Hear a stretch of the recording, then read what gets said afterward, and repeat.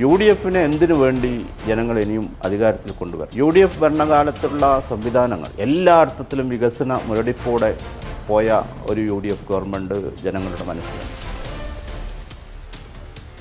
ശബരിമലയിലുണ്ടായത് പൊറുക്കാനാവാത്ത അപരാധമാണ്.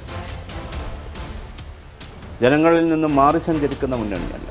പക്ഷേ മുന്നണിക്ക് പോരായ്മ ഉണ്ടാകുമ്പോൾ ജനങ്ങൾ ചൂണ്ടിക്കാണിക്കുമ്പോൾ മുൻകാലങ്ങളിലും ഈ മുന്നണി തിരുത്തിയിട്ടുണ്ട്. കണ്ണൂരിൽ നിന്ന് തന്നെയാണ് മന്ത്രി വി ശിവൻകുട്ടിയുടെ കോലം കത്തിച്ച് AYFന്റെ പ്രവർത്തകർ പ്രകടനം നടത്തുന്നു. ഈ RSSന്റെ ഏജന്റായി കേരളത്തിലെ സർക്കാർ മാറുന്നു എന്നുള്ള രീതിയിലുള്ള മുദ്രാവാക്യങ്ങളൊക്കെയാണ് അവർ മുഴക്കിയിട്ടുള്ളത്.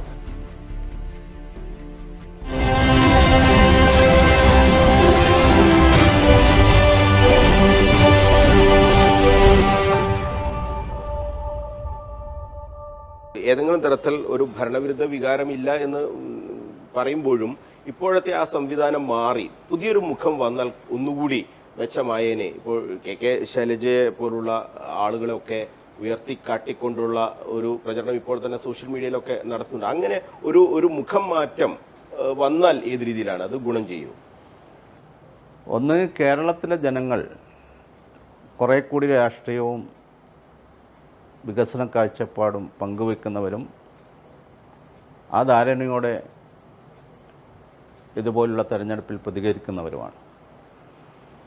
ഒരു നേതാവിനെ നോക്കിക്കൊണ്ട് അല്ലെങ്കിൽ മറ്റേതെങ്കിലും താല്പര്യത്തിന് വേണ്ടി വോട്ടവകാശം വിനിയോഗിക്കുന്നവരല്ല. കേരളം ഇടതുപക്ഷത്തിൻ്റെ കീഴിൽ സുരക്ഷിതമാണ്. വികസന പ്രവർത്തനങ്ങൾ മുന്നോട്ട് കൊണ്ടുപോകാൻ കഴിവുള്ള ഒരു ഗവൺമെൻറ് മുന്നണി സംവിധാനമാണ് ഈ 10 വർഷം കേരളത്തിൻ്റെ അനുഭവത്തിലുള്ളത്. തീർച്ചയായും ആ മുന്നണിക്കും ആ പാർട്ടിക്കും ഉള്ള ഒരു അംഗീകാരമായിരിക്കും ഈ തെരഞ്ഞെടുപ്പിൽ കിട്ടുന്ന ഓരോ വോട്ടുകളും. അതൊരു വ്യക്തിക്കപ്പുറത്തേക്ക് ഒരു രാഷ്ട്രീയ പ്രസ്ഥാനങ്ങൾക്കും മുന്നണിക്കും കിട്ടുന്ന വോട്ട് എന്നുള്ള നിലയിൽ LDFന് ഒരാശങ്കയുമില്ല. ആര് തെരഞ്ഞെടുപ്പിനെ അഭിമുഖീകരിച്ചാലും ആര് മുഖ്യമന്ത്രിയായിരുന്നാലും ആ രീതിയിൽ LDFനോടൊപ്പമായിരിക്കും കേരളത്തിലെ ജനങ്ങൾ എന്നാണ് ഞങ്ങൾ കരുതുന്നത്. ഈ ഏതെങ്കിലും തരത്തിൽ ഒരു ആശങ്ക ഇല്ലാതെ മുന്നോട്ട് പോകാൻ കഴിയുന്ന ഒരു കെട്ടുറപ്പ് ഇന്ന് LDFനുണ്ടോ? ഈ ജോസ് കെ മാണിയുമായി ബന്ധപ്പെട്ട് വലിയ രീതിയിലുള്ള ചർച്ചകളൊക്കെ നടന്നിരുന്നല്ലോ. ജോസ് കെ മാണിയുടെ കേരള കോൺഗ്രസ് M ആ പാർട്ടി ഇപ്പോഴും ഒരു സംശയാസ്പദമായ ഒരു സാഹചര്യം സൃഷ്ടിക്കുന്നുണ്ട്. അത് LDFനെ പോലുള്ള ഒരു മുന്നണിക്ക് അത് ഭൂഷണമാണോ ശരിക്കും? LDF UDFിൽ നിന്നും വ്യത്യസ്തമാണ്. BJPയിൽ നിന്നും വ്യത്യസ്തമാണ് LDF. തീർച്ചയായും LDFിലെ കമ്മ്യൂണിസ്റ്റ് പാർട്ടികളുടെ സമീപനം, നിലപാടുകൾ കേരളത്തിലെ ജനങ്ങൾക്ക് സുപരിചിതമാണ്. 1980-ൽ സഖാവ് നായനാരുടെ നേതൃത്വത്തിൽ ഇടതുപക്ഷ ജനാധിപത്യ മുന്നണി അധികാരത്തിൽ വരുമ്പോൾ 5 or 6 രാഷ്ട്രീയ പാർട്ടികൾ മാത്രമാണ് ആ മുന്നണിക്കകത്തുള്ളത്. ഇന്ന് 11 പാർട്ടികളിലേറെ ഈ മുന്നണിയുമായി ബന്ധപ്പെട്ടുണ്ട്. ഇടതുപക്ഷ പാർട്ടികൾ മാത്രമല്ല, മതേതര ജനാധിപത്യ പാർട്ടികളും ചേരുന്നതാണ് ഈ ഇടതുപക്ഷ ജനാധിപത്യ മുന്നണി. അപ്പോൾ തീർച്ചയായും ഓരോ പാർട്ടികൾക്കും അവരെ ശൈലികളിൽ, രീതികളിൽ വ്യത്യാസമുണ്ടാവാം, വ്യതിയാനമുണ്ടാവാം. പാർട്ടികളെ ജനങ്ങൾ വിലയിരുത്തുമ്പോൾ ചിലപ്പോൾ സംശയത്തോടെ വീക്ഷിച്ചു എന്ന് വരാം. പക്ഷേ ഒരു മുന്നണി തെരഞ്ഞെടുപ്പിന് അഭിമുഖീകരിക്കുന്നത് ഒരു പരിപാടിയുടെ ഒരു പ്രകടന പത്രിക അവതരിപ്പിച്ചുകൊണ്ടാണ്. ആ പ്രകടന പത്രികയിൽ പറഞ്ഞ കാര്യങ്ങൾ അവതരിപ്പിച്ചാണ് വോട്ടർമാരെ, ജനങ്ങളെ ആ മുന്നണി സമീപിക്കുന്നത്. അപ്പോൾ തീർച്ചയായും അതിനുവേണ്ടിയുള്ള പ്രചാര പ്രവർത്തനങ്ങളാണ് ഈ മുന്നണി എന്നുള്ള നിലയിൽ മുന്നോട്ട് കൊണ്ടുപോവുക. അതിലോരോ പാർട്ടികൾക്കും വ്യത്യസ്ത അഭിപ്രായങ്ങളുണ്ടാവാം, രീതികളുണ്ടാകാം, ശൈലികളുണ്ടാവാം. പക്ഷേ ഒരു മുന്നണി ഒറ്റക്കെട്ടായി പോകുന്നതിന് ഒരു പ്രകടന പത്രിക അവതരിപ്പിച്ചുകൊണ്ടും നിലപാടുകൾ സ്വീകരിച്ചുകൊണ്ടുമാണ്. അതോടൊപ്പമായിരിക്കും ജനങ്ങൾ എന്നാണ് ഞങ്ങൾ കരുതുന്നത്. ഏതെങ്കിലും തരത്തിൽ ഒരു ഇപ്പോൾ LDFനും UDFനും ഏതാണ്ട് ഒരു തുല്യ നിലയിലേക്കൊക്കെ വരുമ്പോൾ അവിടെ കേരള കോൺഗ്രസ് M എന്ന ഒരു പാർട്ടി ഒരു നിർണായകമായി അവിടെ വരിക, അങ്ങനെയൊക്കെ ചെയ്യുമ്പോൾ അവർ ആ മുന്നണിയിൽ തന്നെ ഉറച്ചു നിൽക്കും എന്ന് കരുതാൻ കഴിയുന്ന ഒരു സാഹചര്യം ഇപ്പോഴുണ്ടോ? ഒന്ന്, ഇന്നത്തെ ഒരനുഭവം ചില രാഷ്ട്രീയ പാർട്ടിയിലെ നേതാക്കൾ മറ്റ് രാഷ്ട്രീയ പാർട്ടിയിലേക്ക് പോകുന്നു. ചില പാർട്ടിയുടെ ജനപ്രതിനിധികൾ മറ്റ് രാഷ്ട്രീയ പാർട്ടിയിലേക്ക് പോകുന്നു. പഴയതിൽ നിന്നും വ്യത്യസ്തമായ ഒരു സമീപനം അത് നാം ഈ രാഷ്ട്രീയ പ്രവർത്തനങ്ങളുമായി നാം കണ്ടുകൊണ്ടിരിക്കുക. അപ്പോൾ അത്തരം സന്ദർഭങ്ങളിൽ ഏത് പാർട്ടി എന്ത് നിലപാടെടുക്കുമെന്ന് നമുക്കൊരു മുൻവേദിയോടുകൂടി കാണുന്നതിന് കഴിയില്ല. പക്ഷേ ജനങ്ങളോട് ഉത്തരവാദിത്തമുള്ള ഒരു പാർട്ടിക്ക്, ഒരു പ്രസ്ഥാനത്തിന് ജനങ്ങളെ അഭിമുഖീകരിച്ചുകൊണ്ട് വോട്ടഭ്യർത്ഥിച്ച് വിജയിച്ച് വന്നാൽ മറുകണ്ഠം ചാടുക എന്നുള്ളത് അവരെ സംബന്ധിച്ചിടത്തോളം, ആ പാർട്ടികളെ സംബന്ധിച്ചിടത്തോളം ആത്മഹത്യാപരമായിരിക്കും എന്നാണ് തോന്നുന്നത്. ഈ കണ്ണൂർ ജില്ലയിൽ CPIക്ക് നേരത്തെ സീറ്റ് ഉണ്ടായിരുന്നു, ഇരിക്കൂർ സീറ്റ്. അതാണ് കേരള കോൺഗ്രസ് എമ്മിലേക്ക് പോയിട്ടുള്ളത്. അപ്പോൾ കണ്ണൂർ ജില്ലയിൽ CPIക്ക് മത്സരിക്കാൻ ഒരു സീറ്റില്ല എന്നുള്ളത് പാർട്ടി പ്രവർത്തകർക്കിടയിൽ വലിയ രീതിയിലൊരു അമർഷം ഉണ്ടാക്കുന്ന ഒരു കാര്യമാണ്. ആവശ്യപ്പെട്ടിട്ടുണ്ടോ കണ്ണൂർ ജില്ലയിൽ സീറ്റ്? കമ്മ്യൂണിസ്റ്റ് പാർട്ടിയുടെ പ്രവർത്തനം സ്ഥാനമാനങ്ങൾക്ക് വേണ്ടിയും ജനപ്രതിനിധികളാകാനും വേണ്ടിയുള്ള പ്രവർത്തനമല്ല. പാർട്ടി പ്രവർത്തനത്തിൻ്റെ ഭാഗമായി കേഡർമാർക്ക് നിശ്ചയിച്ചു കൊടുക്കുന്നത് ചിലപ്പോൾ ബഹുജന സംഘടനാ പ്രവർത്തനമാവാം, ജനപ്രതിനിധിയുടെ പ്രവർത്തനമാകാം, മറ്റ് സംവിധാനങ്ങളുമായി ബന്ധപ്പെട്ട പ്രവർത്തനം. ഏത് പ്രവർത്തനവും ഒരു കമ്മ്യൂണിസ്റ്റ് പാർട്ടി തീരുമാനിക്കുന്നതിനനുസരിച്ച്, നിശ്ചയിക്കുന്നതനുസരിച്ചാണ് നിയോഗിക്കപ്പെട്ടുകൊണ്ടിരിക്കുന്നത്. ജില്ലയിൽ പാർട്ടി മത്സരിക്കുന്നില്ല ഒരു യാഥാർത്ഥ്യമാണ്. ഇടക്കാലത്ത് 2 തവണ പാർട്ടി മത്സരിച്ചു. അവിഭക്ത കണ്ണൂർ ജില്ലയിൽ ഓസ്തുർഗും അതുപോലെ പഴയ മഞ്ചേശ്വരവും ആ ജില്ലയിലെ 2 MLA-മാരായിട്ടുണ്ട് ഈ പാർട്ടിക്ക്. പക്ഷേ കാസർഗോഡ് ജില്ല രൂപീകരിച്ചതിന് ശേഷം ആ 2 മണ്ഡലങ്ങളും കാസർഗോഡ് ജില്ലയുടെ ഭാഗമായി. തുടർന്ന് ഒരു ഇടവേളയ്ക്ക് ശേഷമാണ് ഒരു മണ്ഡലത്തിൽ CPI മത്സരിക്കാൻ ആരംഭിച്ചത്. മുന്നണി സംവിധാനത്തിൽ വന്ന മാറ്റത്തിൽ ആ സീറ്റ് CPI വിട്ടുകൊടുക്കുകയായിരുന്നു. നിയമസഭാ മണ്ഡലങ്ങളുമായി ബന്ധപ്പെട്ട് നടക്കുന്ന ചർച്ചകൾ സംസ്ഥാന തലത്തിലാണ് പാർട്ടി നടത്താറുള്ളത്. തീർച്ചയായും കണ്ണൂരിൽ പാർട്ടിക്ക് മത്സരിക്കുന്നതിന് വേണ്ടി ഒരു സീറ്റ് എന്നുള്ളത് പാർട്ടി സഖാക്കളുടെ ഒരാവശ്യമാണ്.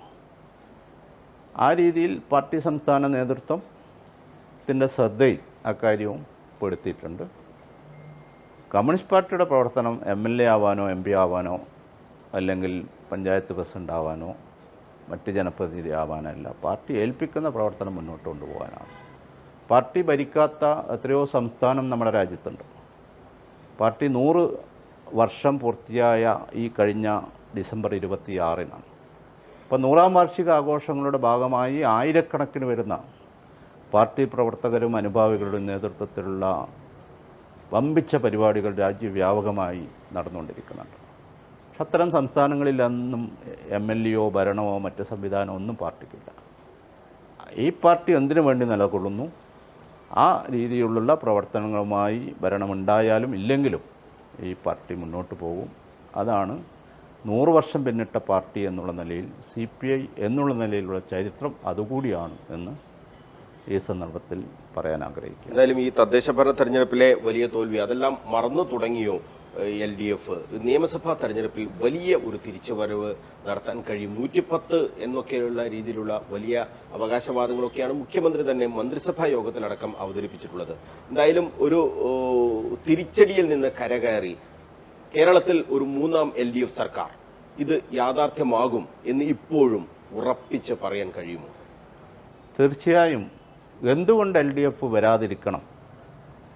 ആ ചോദ്യത്തിന് മുന്നിൽ ഉയർത്തിക്കാണ്ടേണ്ടതും ഉത്തരം കണ്ടെത്തേണ്ടതും LDF-ൽ നിന്ന് വ്യത്യസ്തമാണോ UDF? LDF-നേറെ കാര്യം LDF-നേക്കാളേറെ UDF-ന് മുൻകാല സർക്കാരുകളുടെ കാലത്ത് ചെയ്യാൻ കഴിഞ്ഞിട്ടുണ്ട്.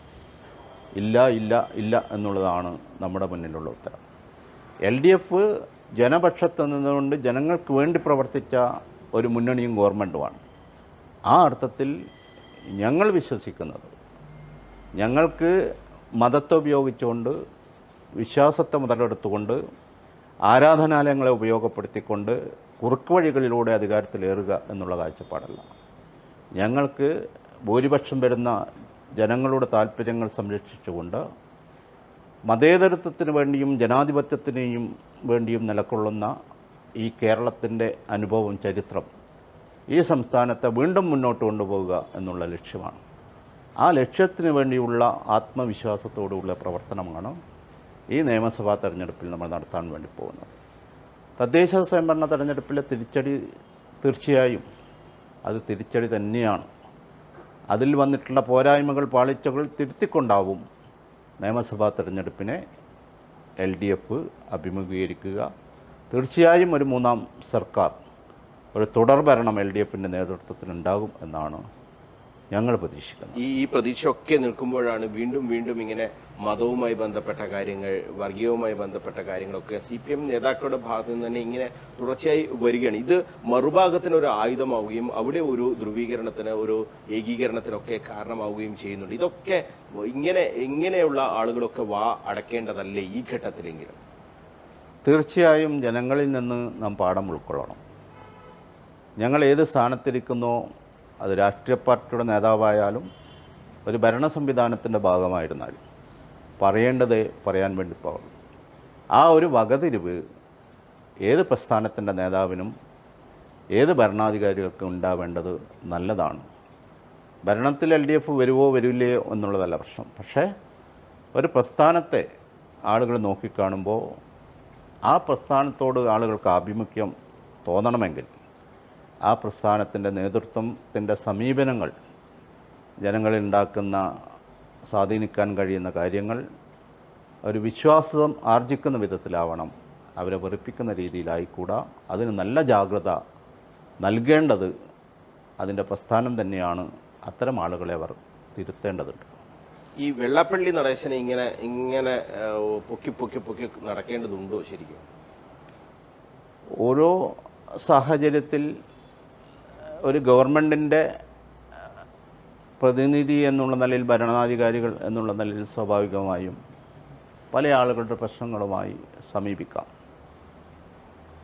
ഒരു രാഷ്ട്രീയ പാർട്ടിക്ക് അല്ലെങ്കിൽ അതിൻ്റെ നേതൃത്വം ചില മേഖലകളിൽ മാറ്റി നിർത്തപ്പെടുന്നത് പോലെ ഒരു ഭരണാധികാരികൾക്ക് കഴിയില്ല. കാരണം ഒരു ഭരണ സംവിധാനത്തിൻ്റെ ഭാഗമായി പല ആളുകളും സമീപിക്കുമ്പോൾ ആ രീതിയിൽ സഹകരിക്കുകയോ ഒന്നിച്ച് പോകുകയോ ചെയ്യേണ്ടുന്ന സാഹചര്യങ്ങളൊക്കെ ഉണ്ടാവാറുണ്ട്.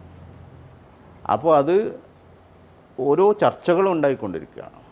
ചർച്ചകൾ നേരത്തെ തുടക്കത്തിൽ പറഞ്ഞു, കോർപ്പറേറ്റ് താല്പര്യമുള്ള വലതുപക്ഷത്തേക്ക് രാജ്യത്തെ കൊണ്ടുപോകാൻ ശ്രമിച്ചുകൊണ്ടിരിക്കുന്ന ശക്തികളും എല്ലാം ചേർന്നുകൊണ്ട് ഇടതുപക്ഷത്തെ ആക്രമിക്കുകയാണ്.